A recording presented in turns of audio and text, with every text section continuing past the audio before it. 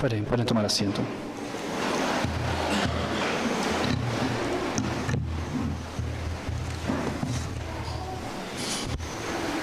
En nombre del Padre, del Hijo, del Espíritu Santo. Amén.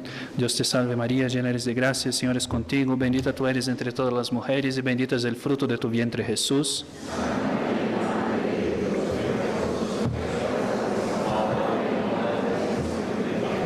Nuestra Señora de los Dolores. Bueno, estimados fieles, muchos lugares guardan esa buena costumbre de, además del Santo Via Crucis y de la función litúrgica de la tarde, de santificar ese día tan importante para todo cristiano, con el sermón de las 7 palabras, recordando las 7 palabras que dijo nuestro Señor en la cruz en ese día.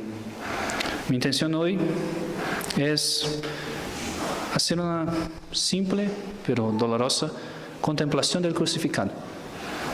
Ponerse ahí en el Jueves Santo, en el Viernes Santo, en el día de la dolorosa pasión, para contemplar ese sublime sacrificio y no solo contemplar a lo lejos, sino que intentar entrar en el corazón de nuestro Señor, entrar en las disposiciones tanto de cuerpo cuanto de alma de nuestro Divino Redentor. Ante todo, recordemos un poco, es catecismo eso, pero no es malo recordar, un poco las razones que llevaron a Dios a encarnarse y a entregarse a una muerte tan afrentosa como la que sufrió.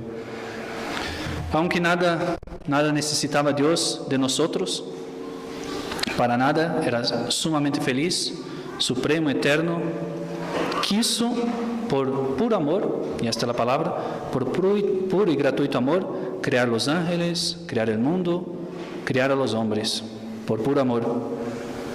Pero nuestros primeros padres, Adán y Eva, creados en estado de justicia, en gracia de Dios, en estado de justicia original y de felicidad, sucumbieron a la primera prueba y pecaron desobedeciendo a Dios nuestro Señor. Y su culpa, la culpa de nuestros primeros padres, hizo entrar el mal en el mundo. Hirió toda la descendencia de Adán y Eva, todos nosotros hombres, con el pecado, y creó una deuda de valor infinito para con Dios.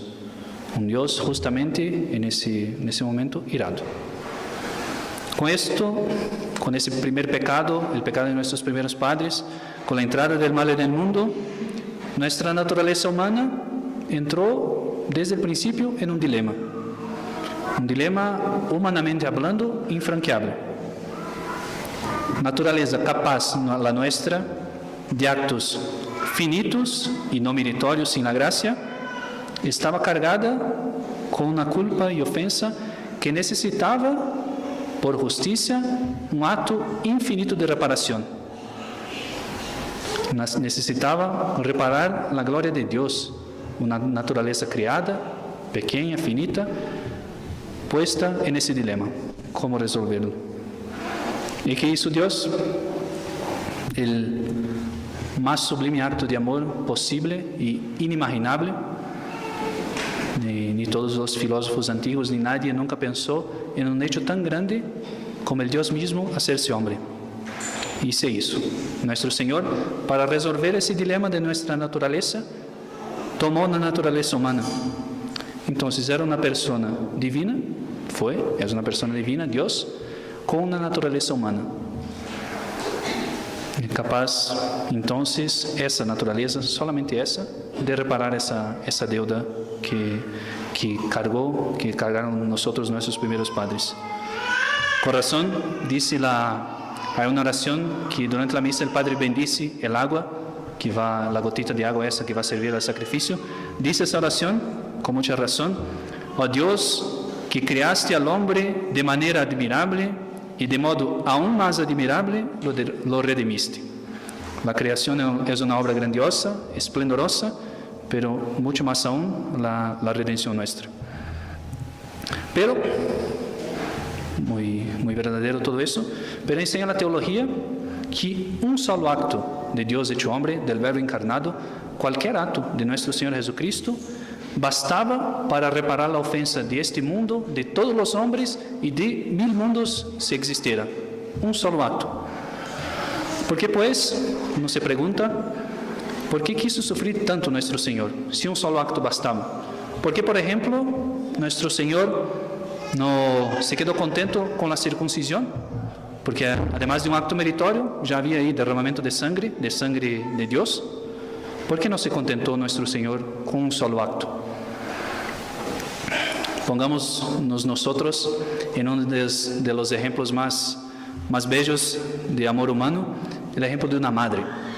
Piensen ustedes, si una madre muy racional tiene su hijo, no le dice nada, lo alimenta, espera que crezca, después cuando tiene el uso de razón, va a decir una vez en la vida a su hijo, hijo te amo, y basta. No es así, sino que una madre, desde que el hijo nació, por el amor que le tiene, le dice que le ama, le repite que le ama, y cuando empieza a tener razón, le dice más veces que le ama. ¿Por qué? Porque le ama. Y piensan ustedes que la madre, que fue nuestro Señor mismo que creó, su amor no va a ser más grande que el amor de una madre. Sí que es.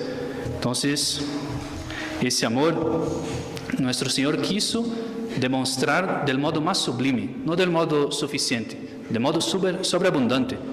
Quiso mostrar ese amor por medio del acto de amor más sublime, que es el sacrificio, y por el sacrificio más cruento, que es y fue el de la cruz.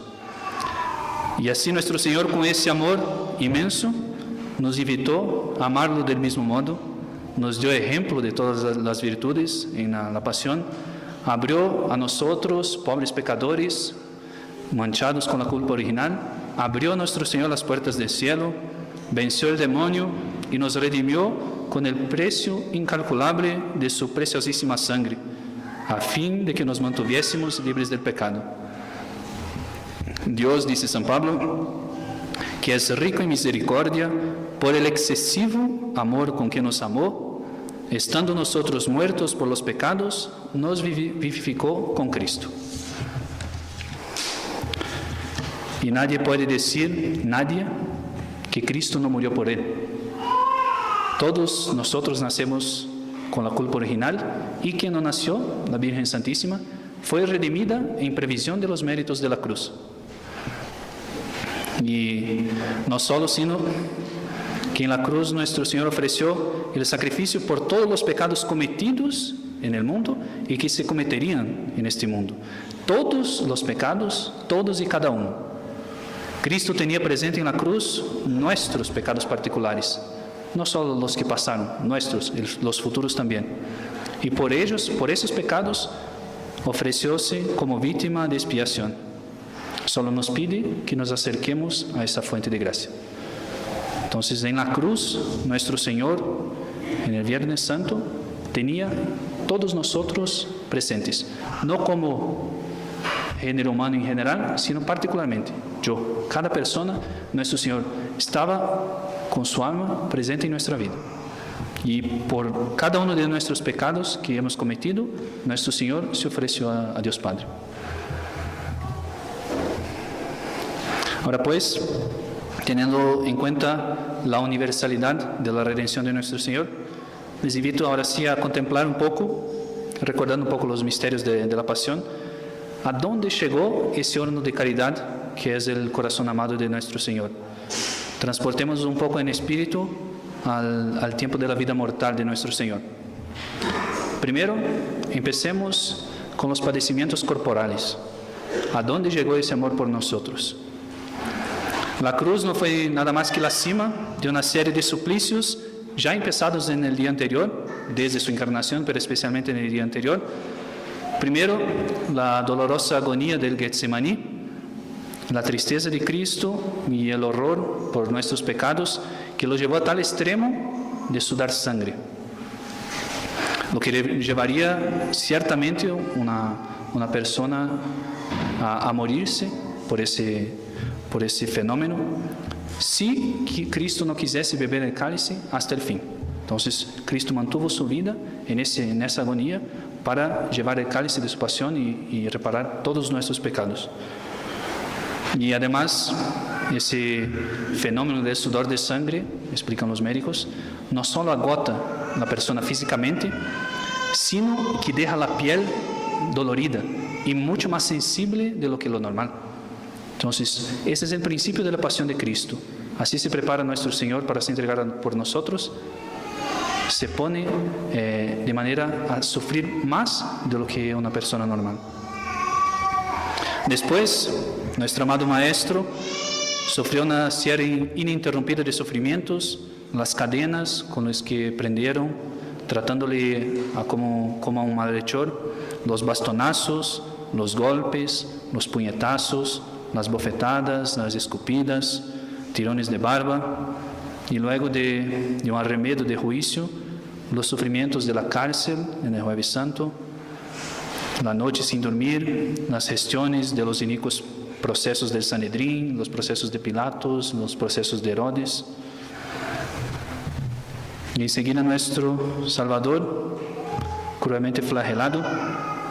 Para esto, los soldados le desnudan, le atan una columna y sin ninguna piedad dan golpes en ese divino cuerpo tan sensible. Según muestra la Santa Sábana, fueron por lo menos 40 golpes dados por los soldados con un látigo con 3 puntas de plomo. O sea, ese cuerpo sufrió por lo menos en la flagelación 120 golpes. Y todas las partes del cuerpo afectadas. Tengamos en cuenta que además de la sensibilidad que dejó la agonía del huerto, nuestro Señor tenía una naturaleza perfecta. Y cuanto más perfecta la naturaleza, más pura en sus facultades. Y así hagamos cuenta de esta naturaleza que sufre y siente mucho más que la nuestra. Cuánto dolor sufrió por nosotros la divina víctima. Después, si no bastara, los soldados hacen una corona de espinas y clavan la cabeza con una caña, en medio de golpes y de burlas. Se cuentan en la Sábana Santa también al menos 50 perforaciones en la cabeza de nuestro Señor.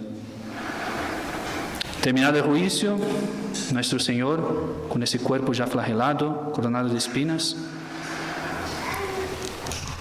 carga con la pesada cruz hasta el Monte Calvario. También ahí la Santa Sábana constata heridas en la espalda de nuestro Señor, en las rodillas y en la cabeza por las caídas, además de los golpes que sufrió durante el camino. Y tal era el estado que llegó a estar nuestro Salvador, que los soldados creyeron necesario que buscaron ayuda, buscar a Simón el Cirineo, porque pensaban, no por caridad, no para ayudar a nuestro Señor, sino porque pensaban que no llegaría vivo al Calvario. Entonces, para sufrir más, para ser crucificado vivo, tomaron al Cirineo.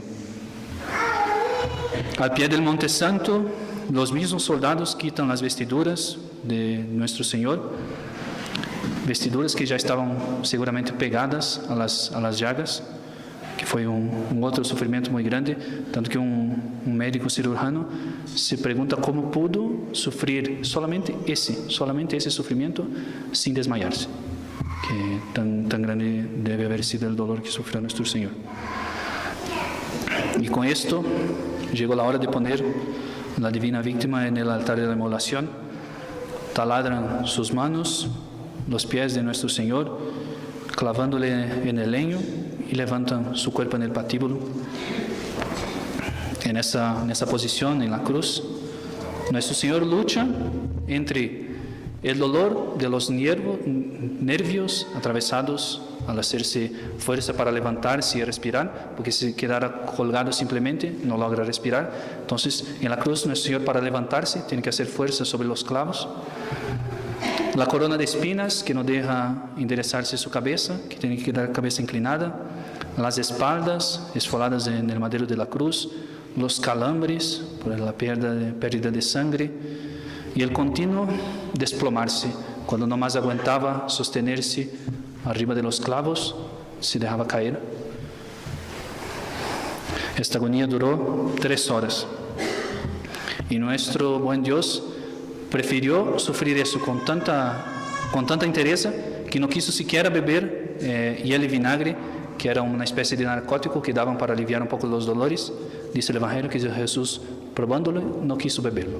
Quiso beber el cálice de su pasión hasta el fin. Todo esto, ¿para qué? Por amor de mí. Porque quería me mostrar a dónde llega mi amor por ustedes, por mí. Es el cuerpo de nuestro Salvador, y quiere decir del alma de nuestro Señor. Solo la agonía del Getsemaní ya bastaba para quitar la vida, como dice, si Él no quisiera sufrir todo hasta el fin. Mi alma está triste hasta la muerte, dicen los discípulos. Y no es una figura de lenguaje. Mi alma está triste hasta la muerte. Una tristeza que lo llevaría a la muerte si Él no sostuviera su vida.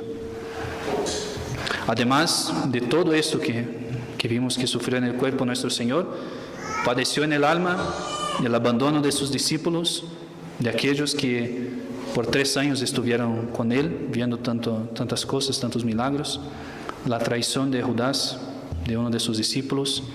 Sufrió en su alma el juicio inicuo, injusto, impío de Pilatos y de los judíos, la burla del impuro Herodes, que lo trató como a un loco, ser condenado por un tribunal injusto, escarnecido por los judíos, ser pospuesto a Barrabás, un ladrón y un asesino, la chacota de los soldados respecto a su reinado, el sufrimiento también de ver a su amada madre dolorosa al pie de la cruz, y el dolor también por todas las almas que no aprovechan ese sufrimiento. Para entender un poco cómo estaba esa alma en el día de la pasión de nuestro Señor, el alma de nuestro Señor, el Espíritu Santo mismo reveló algunos sentimientos, son varios. Los salmos muy a menudo vuelven a profetizar el estado del alma de nuestro Señor. Yo cito algunos acá nomás para tener una idea de las disposiciones de espíritu de nuestro Salvador en el día de su pasión. Un salmo dice: ¿por qué se amotinaron las gentes y los pueblos tramaron cosas vanas? Se han levantado los reyes de la tierra y los príncipes se aliaron contra el Señor y contra su ungido. Destrocemos sus ataduras y arrojemos de nosotros su yugo. Otro salmo: oh Dios, cómo se han multiplicado mis enemigos. Muchos son los que se alzan contra mí. Muchos son los que de mi vida dicen: no tiene ya en Dios salvación. Y otro salmo: no apartes de mí, oh Dios, tu misericordia, ni tu piedad y tu fidelidad me guardarán por siempre, porque me rodean males sin número, se me echan encima mis iniquidades y no puedo levantar la vista. Superan en número a los cabellos de mi cabeza y me falla el corazón. Agrádate en librarme, oh Dios, corre, oh Dios, en mi ayuda. Otro salmo: sálvame, oh Dios, porque las aguas han entrado hasta el alma. Húndeme en un profundo cieno donde no puedo hacer pie. Me sumerjo en aguas profundas y me arrastra la corriente. Cansado estoy de clamar, se abraza mi garganta y desfallecen mis ojos en espera de mi Dios. Son más que los cabellos de mi cabeza los que sin causa me aborrecen. Más fuertes que mis huesos los que injustamente me combaten, y tengo que pagar lo que nunca robé. Pues por ti sufro afrentas y cubre mi rostro la vergüenza. He venido a ser extraño para mis hermanos y extranjero para los hijos de mi madre, porque me consume el celo de tu casa. Los denuestos de lo que te vituperan caen sobre mí. Cuando lloro y ayunan, toman pretexto para insultarme. Y quizá el más bello y más significativo de los salmos es el Salmo 21, profetizado y escrito mil años antes de la pasión por el santo rey David. Cristo mismo entonó ese salmo en la cruz. Empezó ese salmo como, teniendo delante de sí los judíos, quiso nuestro Señor presentar un último acto de misericordia diciendo: ustedes conocen las Escrituras, continúen ese salmo que yo empiezo y vean quién es el Mesías, a dónde está el Mesías. Cito para ustedes el Salmo 21. Dios mío, ¿por qué me has abandonado? A pesar de mis gritos, mi oración no te alcanza. Dios mío, de día te grito y no respondes, de noche y no me haces caso. Aunque tú habitas en el santuario, esperanza de Israel, en ti confiaban nuestros padres, confiaban y los ponías a salvo. A ti gritaban y quedaban libres, en ti confiaban y no los defraudaste. Pero yo soy un gusano, no un hombre, vergüenza de la gente, desprecio del pueblo. Al verme se burlan de mí, hacen visajes, menean la cabeza. Acudió al Señor, que lo ponga a salvo, que lo libre si tanto lo quiere. Tú eres quien me sacó del vientre, me tenías confiado en los pechos de mi madre. Desde el seno pasé a sus manos, desde el vientre materno tú eres mi Dios. No te quedes lejos, que el peligro está cerca y nadie me socorre. Me acorralla un tropel de novillos, me acercan toros de Basán, abren contra mí las fauces leones que descuartizan y rugen. Estoy como agua derramada, tengo los huesos descoyuntados. Mi corazón como cera se derrite en mis entrañas, mi garganta está seca como una teja, la lengua se me pega al paladar, me aprietas contra el polvo de la muerte. Me acorralla una jauría de mastines, me cerca una banda de malhechores, me taladran las manos y los pies, puedo contar mis huesos. Ellos me miran triunfantes, se reparten mi ropa, echan a suerte mi túnica. Pero tú, Señor, no te quedes lejos, fuerza mía, ven corriendo a ayudarme. Líbrame a mí de la espada y a mi única vida de la garra del mastín. Sálvame de las fauces del león, a este pobre de los cuernos del búfalo. Contaré tu fama a mis hermanos, en medio de la asamblea te alabaré. Y en medio de sus sufrimientos, tanto corporales cuanto de alma, de espíritu, ¿qué hace nuestro Señor? Ninguna queja. Pide perdón, la primera palabra en la cruz, perdón Padre, no saben lo que hacen. Abre la puerta del cielo al ladrón que estaba a su lado arrepentido, nos da a nosotros, a esos que le crucificaron, nos da a la Virgen Santísima como Madre, y reclama sí que tiene sed. Tengo sed, pero sed de almas que le imiten, de almas que sufran con Él para ser resucitados con Él. Bien cabe en los labios de nuestro Señor la mansa pero justa queja que pone en sus labios el profeta Miqueias.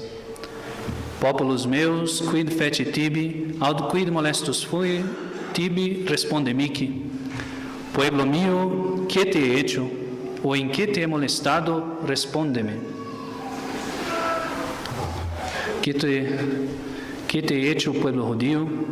Te escogí para ser el guardián de mi promesa, te di la ley, los profetas, la tierra prometida, y por fin vine yo mismo, Dios, para redimirte. ¿Por qué me crucificas? ¿En qué te he molestado, Judas? Estuve 3 años contigo, predicando la buena nueva, te escogí entre tantos, te di, Judas, gracias, hice milagros maravillosos en tu presencia. ¿Por qué me traicionas?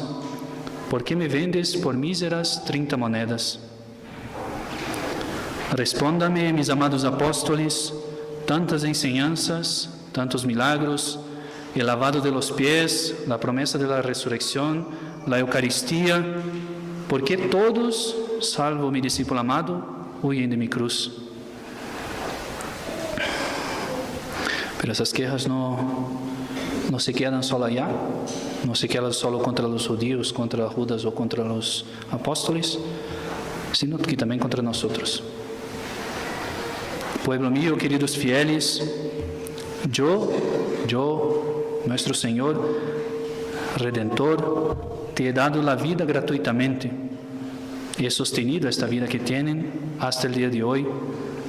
Te he dado la gracia del santo bautismo, del santo sacrificio de la misa y tantas otras más gracias.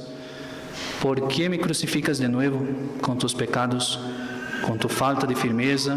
¿Por qué me crucificas con tu respecto humano? ¿En qué te he molestado, padres y madres de familia? Les di la gracia de tener hijos, de ser guías de almas para el cielo. ¿Por qué les dejas libres a sus deseos inmaduros? ¿Por qué no le educas cristianamente? ¿Por qué no imprime en sus hijos el espíritu de sacrificio? Respóndame, varones, les di un espíritu centrado en la razón, apto para gobernar, la fuerza para trabajar. ¿Por qué rehúsan ustedes a sacrificarse por la vida religiosa o por tener un santo hogar? ¿Por qué se dejan llevar demasiado por los sentimientos? ¿Por qué se afanan tantos por los bienes de este mundo pasajero? ¿Por qué, varones, tanta pereza en servirme? Y ustedes, mujeres, le he dado un corazón apto para unir y para amar, un cuerpo capaz de imitar la creación al engendrar. ¿Por qué critican a los demás? ¿Por qué causan escándalos con su modo de vestir? ¿Por qué este miedo de la maternidad o de entregarse a la vida religiosa?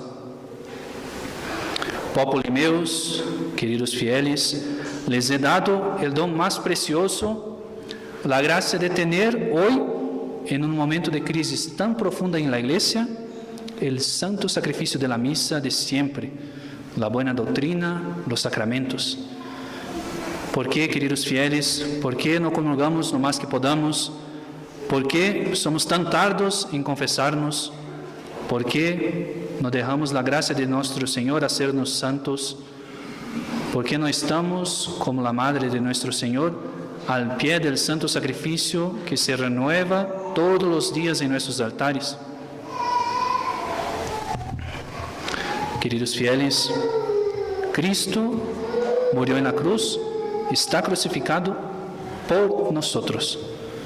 Qué ingratitud sería no amarlo lo más que podamos, no nos sacrificar por Él, no ser como Él, mansos y humildes de corazón. Que sea pues este Viernes Santo, hoy, no mañana, no el Viernes Santo que viene, hoy, un primer paso y un paso firme y decidido para una verdadera conversión, que empiece con una buena confesión, con una vida cristiana digna de este nombre, cristiano. Con esto podremos decir al fin de nuestra vida, con nuestro Señor, todo está consumado. Y también, Padre, en tus manos entrego mi espíritu. Y les propongo, como primer paso en ese propósito, hacer un acto de desagravio al Sagrado Corazón, ese acto que lo escribió el Papa Pío XI, empezar pidiendo a Dios reparación y perdón por nuestras faltas, para amarle y reparar por lo tanto que le hemos ofendido. Les invito a ponerse de rodillas ahora.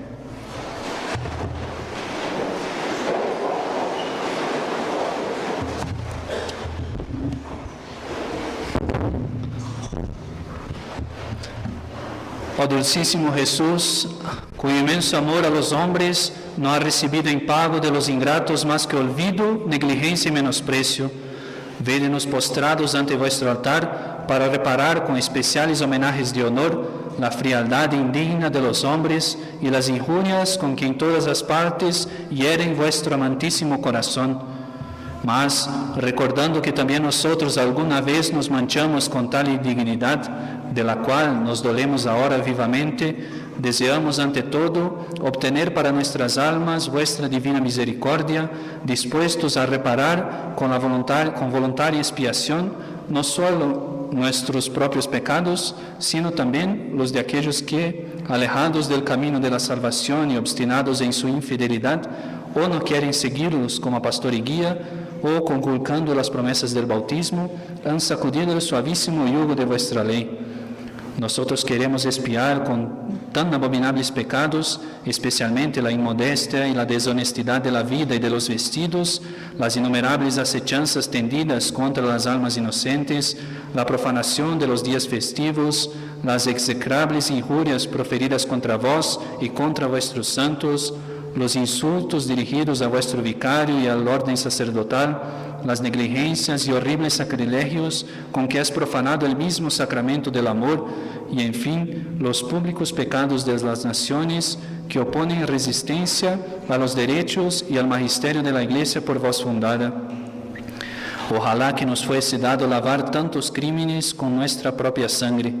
Mas, entre tanto, como reparación del divino dolor conculcado, uniéndola con la expiación de la Virgen, vuestra Madre, de los santos y de las almas buenas, os ofrecemos la satisfacción que vos mismo ofrecisteis un día sobre la cruz al Eterno Padre y que diariamente se renueva en nuestros altares, prometiendo de todo corazón que en cuanto nos sea posible, mediante el auxilio de vuestra gracia, repararemos los pecados propios y ajenos y la indiferencia de las almas hacia vuestro amor, oponiendo la firmeza de la fe, la inocencia de la vida y la observancia perfecta de la ley evangélica, sobre todo de la caridad, mientras nos esforzamos además por impedir que seáis injuriado y por atraer a cuantos podamos para que vayan en vuestro seguimiento. Oh benignísimo Jesús, por intercesión de la Santísima Virgen María Reparadora, os suplicamos que recibáis este voluntario acto de reparación, concedéndonos que seamos fieles a vuestros mandatos y a vuestro servicio hasta la muerte, y otorgándonos el don de la perseverancia, con el cual lleguemos felizmente a la gloria, donde en unión del Padre y el Espíritu Santo vivís y reináis Dios por los siglos de los siglos. Ave María Purísima.